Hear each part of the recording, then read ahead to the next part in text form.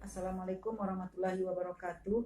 Alhamdulillahirabbil alamin wassalatu wassalamu ala asrofil anbiya'i wal mursalin wa ala alihi washabi ajmain amma ba'du.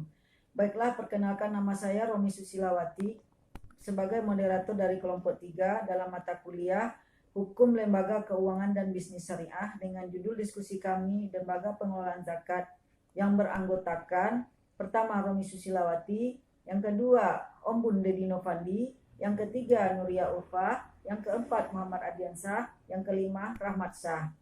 Baiklah, pada kesempatan kali ini kami akan membacakan hasil diskusi kami yang berjudul Lembaga Pengelolaan Zakat, yang mana Lembaga Pengelolaan Zakat terdapat beberapa poin, yaitu pertama, poin A akan dibacakan oleh Om Bun Dedi Novandi tentang pengertian Lembaga Pengelolaan Zakat. Kepada Om Bun dipersilakan. Terima kasih kepada Bunda Romi Susilawati selaku moderator yang telah memberikan kesempatan kepada saya untuk memaparkan mengenai penjelasan materi kita yang pertama terkait pengertian dari Lembaga Pengelola Zakat. Sebelum saya membahas lebih rinci, izinkanlah saya untuk memperkenalkan diri kembali. Nama saya Om Bun Dedi Novandi, NPM 19184. Baiklah, berbicara mengenai pengertian dari Lembaga Pengelola Zakat, kita akan membahas satu-satu. Yang pertama, terkait lembaga. Apa itu lembaga? Lembaga sendiri dalam ensiklopedia sosiologi dapat diartikan sebagai sebuah institusi, yang mana Adelman dan Thomas mendefinisikan kembali bahwa lembaga atau institusi adalah suatu bentuk interaksi di antara manusia yang seminimal-minimalnya harus mencakup 3 tingkatan. Apa saja tingkatan tersebut? Yang pertama, tingkatan nilai kultural yang nantinya akan dijadikan acuan bagi institusi yang lebih rendah tingkatannya. Yang kedua, yaitu tingkatan yang mencakup hukum dan peraturan yang nantinya akan mengkhususkan pada apa yang disebut dengan aturan main atau dalam istilah Inggrisnya the rules of the game. Yang ketiga, yaitu mencakup tingkatan pengaturan yang bersifat kontraktual yang nantinya akan digunakan dalam proses transaksi. Terkait 3 tingkatan tadi, perlu kita garis bawahi bahwa 3 tingkatan tadi harus merujuk pada apa yang disebut dengan hierarki atau tatanan hukum yang ada, yang berarti institusi yang lebih rendah tingkatannya akan berpedoman pada institusi yang lebih tinggi tingkatannya. Terkait lembaga atau institusi tadi, ada juga yang mengartikan bahwa mereka adalah suatu bentuk wadah yang memang sengaja didirikan, yang mana bertujuan untuk menampung segala kebutuhan masyarakat.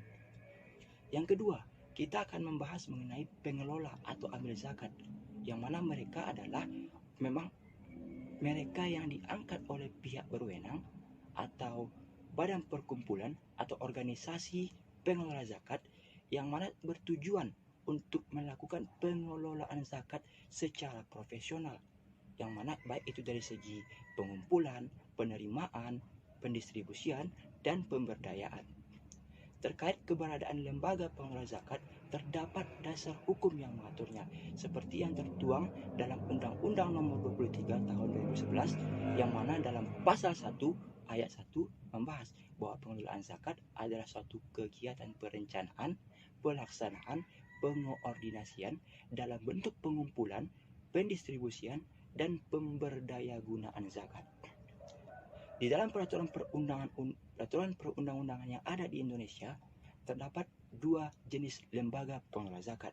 Yang pertama yaitu Badan Amil Zakat atau yang bisa kita kenal dengan BAS, merupakan lembaga yang memang sengaja didirikan oleh pemerintah, yang mana terdiri dari pemerintah dan masyarakat. Yang kedua yaitu Lembaga Amil Zakat yang merupakan yang bisa kita kenal dengan istilah LAS, yang merupakan suatu lembaga yang dibentuk oleh masyarakat yang bergerak dalam bidang dakwah, pendidikan, sosial, dan kemaslahatan umat, yang mana bertugas untuk melakukan pengumpulan, pengoordinasian, dan pendistribusian serta pendayagunaan zakat secara baik dan adil. Mungkin itu yang dapat saya sampaikan, terlebih dan terkurang saya mohon maaf. Terima kasih kepada Om Bun. Selanjutnya untuk poin B akan disampaikan oleh Saudari Nuria Ufa, yaitu tentang tujuan dan manfaat lembaga pengelolaan zakat. Kepada Saudari Nuria Ufa dipersilakan. Banyak kepada Saudara Ombud yang telah menjelaskan mengenai pengertian lembaga pengelolaan zakat. Setelah menyimak dari penjelasan Ombud tadi, tentu akan timbul pertanyaan, apa sih manfaat dari lembaga pengelolaan zakat? Apa sih fungsi dari lembaga pengelolaan zakat itu? Di sini saya akan membahas dan menjawab semua pertanyaan tersebut. Sebelumnya saya akan perkenalkan diri dulu. Perkenalkan, nama saya Nuria Ufa, MPM 195. Saya akan membahas mengenai manfaat dan fungsi lembaga pengelolaan zakat. Yang pertama saya akan membahas mengenai manfaatnya. Manfaat lembaga pengelolaan zakat itu ada 5. Yang pertama, mempermudah muzaki dalam bayar zakat. Yang kedua, mempererat hubungan persaudaraan antar muslim. Yang ketiga, menghindari diri dari sikap takabur. Yang keempat, melahirkan solidaritas kehidupan masyarakat. Yang kelima, dengan adanya amil zakat dan akan meratakan penikmatan dana zakat daripada melakukan pembayaran zakat dari orang per orang. Menurut undang-undang, lembaga amil zakat adalah institusi pengelolaan zakat yang sepenuhnya dibentuk atas prakarsa masyarakat dan oleh masyarakat yang bergerak di bidang dakwah, pendidikan, sosial, dan kemaslahatan umat Islam. Fungsi dari lembaga pengelolaan zakat mendistribusikan dana zakat, infak, dan sedekah yang diterima atau dikumpulkan dari muzaki oleh zakat kemudian disalurkan kepada orang-orang yang berhak menerimanya atau disebut dengan mustahik. Sehubungan dengan hal itu, maka zakat dapat berfungsi sebagai salah satu sumber dana sosial ekonomi bagi umat Islam. Artinya, pendayagunaan zakat yang dikelola oleh Badan Amil Zakat tidak hanya terbatas pada kegiatan-kegiatan tertentu berdasarkan pada orientasi dan konvensional, tetapi dapat pula dimanfaatkan untuk kegiatan ekonomi umat seperti produktif kepada mereka yang memerlukan modal usaha, penyaluran dan pendistribusian zakat oleh lembaga zakat yang dikeluarkan secara merata, dan adil dapat memberikan dampak positif dalam siklus perkembangan ekonomi masyarakat, bahkan perkembangan ekonomi nasional. Baiklah, selanjutnya akan dilanjutkan oleh rekan saya. Terima kasih kepada Nuria Ufa. Selanjutnya untuk poin C akan dibacakan oleh Muhammad Ardiansah tentang manajemen lembaga pengelolaan zakat. Kepada Ardiansah dipersilakan. Baiklah, saya Muhammad Ardiansah, NPM 19176 akan membahas tentang manajemen pengelolaan zakat. Yang pertama, perencanaan. Perencanaan adalah menentukan dan merumuskan segala apa yang dituntut oleh situasi dan kondisi pada badan usaha atau unit organisasi yang kita pimpin. Adapun fungsinya, yang pertama, perhitungan atau ramalan di masa yang akan datang. Yang kedua, menetapkan sasaran dalam pencapaian tujuan. Yang ketiga, merumuskan cara kerja. Yang keempat, menetapkan metode. Yang kelima, pembuatan jadwal pelaksanaan. Yang kedua, pengorganisasian. Pengorganisasian adalah suatu proses penentuan, pengelompokan, dan pengaturan bermacam-macam aktivitas yang diperlukan untuk mencapai tujuan. Langkah-langkah pengorganisasian adalah yang pertama, membagi-bagi tindakan. Yang kedua, menentukan dari masing-masing kesatuan. Yang ketiga, memberikan wewenang kepada masing-masing pelaksana. Sekian, terima kasih. Terima kasih kepada Ardiansah. Selanjutnya untuk poin C akan dibacakan oleh Ahmad Shah, lanjutan dari manajemen pengelolaan lembaga zakat. Kepada Ahmad Shah dipersilakan. Baiklah, terima kasih kepada Saudara Muhammad Ardiansah yang telah menjelaskan manajemen pengelolaan zakat dalam perencanaan dan perorganisasian.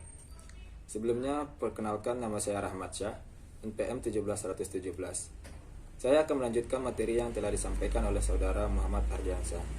Selain perencanaan dan perorganisasian, pergerakan dan pengawasan juga perlu dalam manajemen pengelolaan zakat, di mana menurut Gattari mengatakan, pergerakan disebut juga gerakan aksi, mencakup kegiatan yang dilaksanakan seorang manajer untuk mengambil dan melanjutkan kegiatan ditetapkan oleh unsur perencanaan dan organisasi, agar tujuan-tujuannya dapat tercapai. Pengawasan, menurut Mahmud Hawari, pengawasan adalah mengetahui kejadian-kejadian yang sebenarnya dengan ketentuan dan ketetapan peraturan.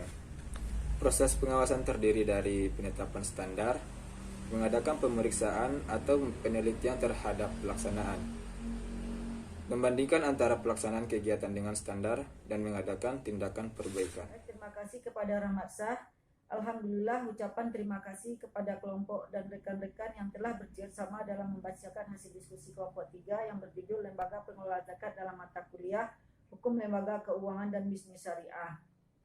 Baiklah, akhir kata, apabila ada kesalahan dan kekhilafan dari diskusi kelompok kami mohon maaf atas kesalahan dan kekhilafan. Kesempurnaan hanya milik Allah. Billahi fistabiqil haq fastabiqul khairat. Assalamualaikum warahmatullahi wabarakatuh.